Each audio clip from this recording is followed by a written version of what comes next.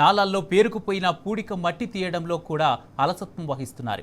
తీసిన మట్టిని కూడా లిఫ్ట్ చేయకుండా రోడ్ల మీద పడేస్తున్నారు. దీంతో నాగమయ్యకుంట కాలనీ వాసులు తీవ్ర ఇబ్బంది పడుతున్నారు. చాలా చోట్ల నాలాల్లో పేరుకుపోయిన మట్టిని నడి రోడ్డు మీద పడేశారు. గత 25 రోజులు గడుస్తున్నా ఆ మట్టిని తీయకుండా ఇబ్బందులకు గురి చేస్తున్నారని స్థానికులు ఆగ్రహం వ్యక్తం చేస్తున్నారు. దీనిపై మరింత సమాచారం మా ప్రతినిధి కిరణ్ అందిస్తారు. జిహెచ్ఎంసీ అధికారుల నిర్లక్ష్యంతో కొన్ని కాలనీల వాసులు ఇబ్బందులు పడతా ఉన్నారు. ఇప్పటికే మాన్సూన్ యాక్షన్ ప్లాన్ ఏదైతే ఉందో అవన్నీ కూడా ఈ నెలలోనే పూర్తి చేయాల్సి ఉండగా కొన్ని పనులు ప్రారంభించి మరికొన్ని పనులు పెండింగ్ లో పెడుతున్నటువంటి పరిస్థితి. చేసినటువంటి పనుల్లో భాగంగా ఏదైతే నాలాల్లో ఉన్నటువంటి పూడిక మట్టినంతా కూడా తీసి రోడ్ల మీద పడేసి 25 రోజులు గడుస్తున్నప్పటికీ కూడా కనీసం ఈ మట్టిని కూడా తీయటం లేదు. కొన్ని కాలనీలో నాలాల పరిస్థితి మాత్రం చాలా దయనీయంగా మారింది. అక్కడ ఉన్నటువంటి చెత్తా చెదారం కూడా కనీసం తీయలేనటువంటి స్థితిని కనిపిస్తోంది. మరొక వారం 10 రోజుల్లో వర్షాలు కూడా మొదలు కానున్నాయి.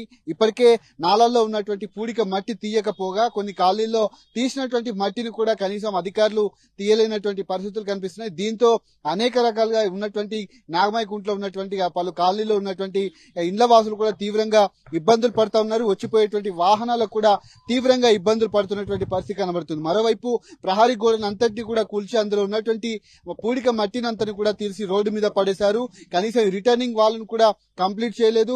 ఆ మట్టిని కూడా తీయలేనటువంటి పరిస్థితి. దుర్గంధంలో కనీసం ఆ ముక్కు పుట్టాలు ఎదిరిపోయేటువంటి దుర్గంధంతో ఉన్నటువంటి కాలనీ కూడా ఆ దుర్గంధాన్ని వెదజల్లుతుంది. ఈ మట్టి అంతా కూడా తినేటువంటి ఆహార పదార్థాల మీద కావచ్చు, లేదంటే మట్టి గుడల మీద కావచ్చు, అంతేకాకుండా ఏదైతే స్టవ్లు ఉన్నాయో వాటిపైన కూడా తీవ్రంగా పడుతుంది. అటు కనీసం లోపల అన్నం తినలేనటువంటి పరిస్థితులు ఉన్నాయని కూడా చెప్తున్నా. కొంతమంది కాలనీ వాసులు ఉన్నారు, వారితో కూడా మాట్లాడించేటువంటి ప్రయత్నం చేద్దాం. ఎన్ని రోజులు అవుతుంది పెద్ద ఇది? 20 రోజులు అవుతుంది అన్న.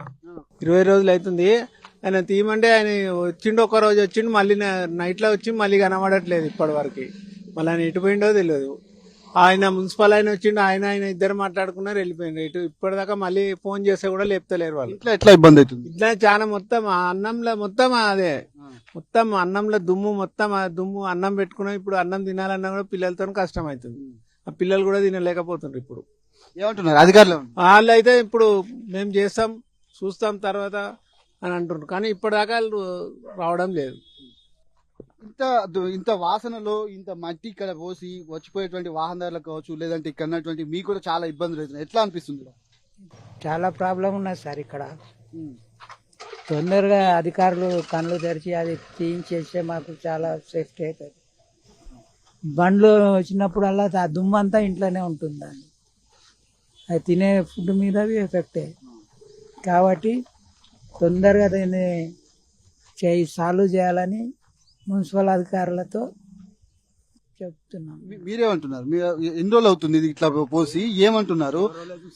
పోయేవాటి 20 రోజుల నుంచి ఇప్పుడు అధికారులు వస్తారు, పొదురు చేస్తారు, స్మెల్లింగ్ వస్తుంది, దుమ్ము పడుతుంది బల్లది. అది ప్రాబ్లం సార్. తొందరగా ఎత్తేస్తే అయిపోతుంది సార్. అంటే అధికారులు ఏమంటున్నారు? అధికారులు వచ్చి పట్టించుకున్న పరిస్థితి పొదురు సార్ వస్తారు, తీస్తారు. ఒక గంట 2 గంటలు చాలు. దీనికి ఇంత అదెందుకు? వస్తారు, తీపిస్తాం అంటారు. ఇంతవరకు రాలే. 20 రోజుల నుంచి వాళ్ళకి తీరికలేదా? అధికారులు రాలేదు సార్. వస్తారు పోతురు. కాంట్రాక్టర్ వస్తారు, మున్సిపల్ వస్తారు, వెళ్ళిపోతారు. ఇది ఇక్కడ ఉన్నటువంటి పరిస్థితి.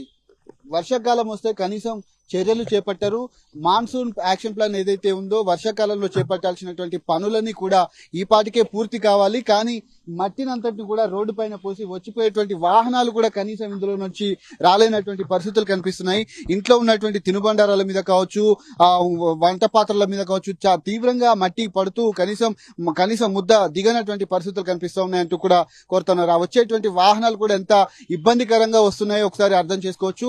ఇటు రామ్నగర్ కు వెళ్లేటువంటి ప్రాంతం అంతా కూడా షార్ట్ కట్ రూట్ కావడంతో వచ్చినటువంటి వాళ్ళంతా కూడా ఫ్లైఓవర్ దిగి లెఫ్ట్ సైడ్ ఈ రూట్ లోనే వస్తూ ఉంటారు. ఇలాంటి ప్రాంతాల్లో నివాసాల మధ్య ఇంత పెద్ద మొత్తంలో ఉన్నటువంటి పూడిక మట్టిని రోడ్డు మీద పడేసి కనీసం అధికారులు పట్టించుకోవడం లేదు. ఈ మట్టిని కూడా తొలగించినటువంటి పరిస్థితి మనకు కనిపిస్తుంది. ఈ నేపథ్యంలో వచ్చిపోయేటువంటి వాహనదారులకు కావచ్చు, ఇక్కడ ఉన్నటువంటి కాలనీ వాసులకు కూడా తీవ్రంగా ఇబ్బందులు అయితే పడుతున్నటువంటి పరిస్థితి. పూడిక మట్టి తీయడానికి కేవలం ఒక రోజులోనే మధ్యాహ్నం వరకు కూడా తీయొచ్చు, కానీ దీన్ని 25 రోజులుగా తీయకుండా ఇబ్బందులు పడుతున్నటువంటి పరిస్థితి మనకు కనిపిస్తుంది. ముఖ్యంగా వాహనదారులు కూడా తీవ్రంగా ఇబ్బందులు పడతా ఉన్నారు.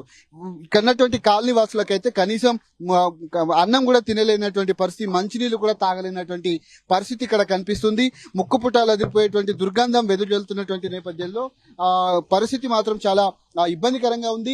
మరొక వారం 10 రోజుల్లో వర్షాలు మొదలయ్యేటువంటి అవకాశం అయితే మనకు కనిపిస్తుంది. ఆ వర్షాకాలంలో ఇలాంటి నాలాల్లో పెద్ద మొత్తంలో చెత్త కూడా పేరుకుపోయింది.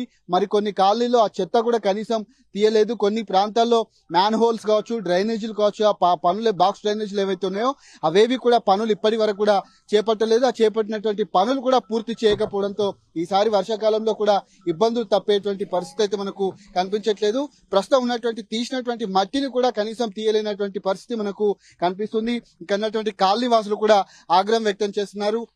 వెంటనే ఈ మట్టిని ఇక్కడ నుంచి తొలగించి ఉన్నటువంటి ఇక్కడ దుర్గంధం వెదజల్లకుండా కెమికల్స్ కలపాలంటూ కూడా ఇక్కడ ఉన్నటువంటి కాలనీ వాసులు అయితే కోరుతా ఉన్నారు. కెమెరామెన్ శ్యామ్తో కిరణ్, టీ న్యూస్, హైదరాబాద్.